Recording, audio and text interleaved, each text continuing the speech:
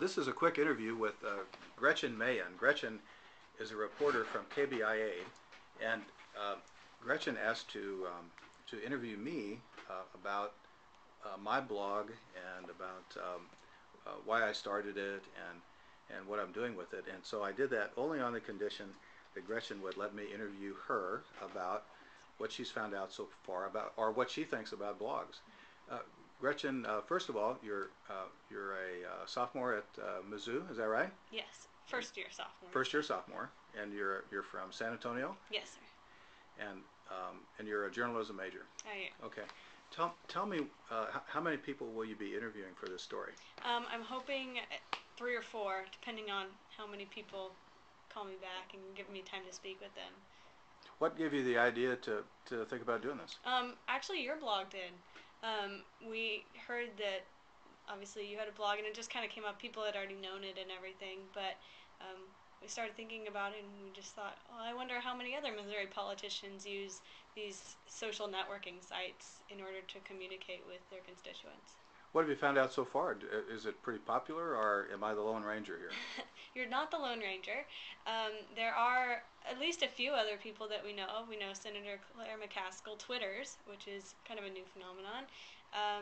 Also, Peter Kinder has a blog, and I haven't gotten to speak with him yet. And it looks like Robin Carnahan, at least during her campaign, used Facebook. So we're looking into a few of those people and seeing how they use the internet. What do you think, as a journalism major, as some people start to use blogs, what's the impact of blogs and the whole, you call it the social networking phenomenon? How does that interface with more traditional media, newspapers, magazines, TV?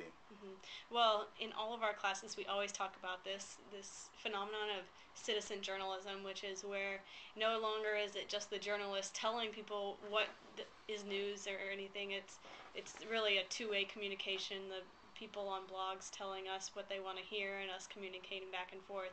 So it's really changing the face of the way we think and the way we do media. Have you heard about a book called, I'm going to forget the title now, The Digital Generation, or Grown Up Digital? I don't think so. Yeah. I'm not familiar I'll get you a with it. copy of that.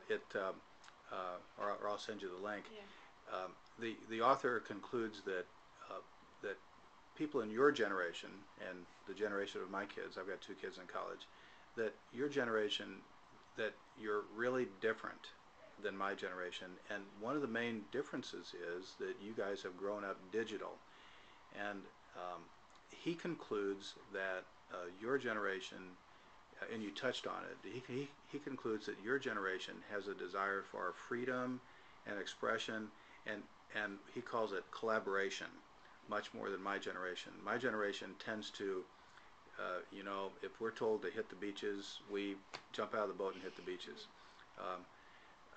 You touched on it, though, that in your classes, apparently, citizen journalism, you got your generation, you all want to participate in this world of knowledge instead of being passive. Is that a fair statement? I think so.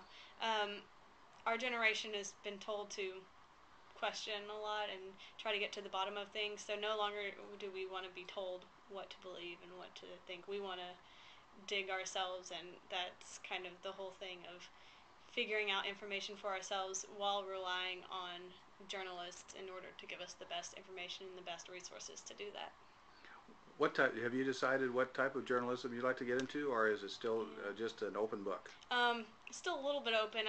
What I'm doing is what is called convergence journalism, which is actually basically multimedia journalism, learning how to do everything from taking pictures to blogging to doing video, which is really kind of what we're moving towards with this whole blogging thing, is, not just paper and pen, but video, interaction, and that kind of thing. Great.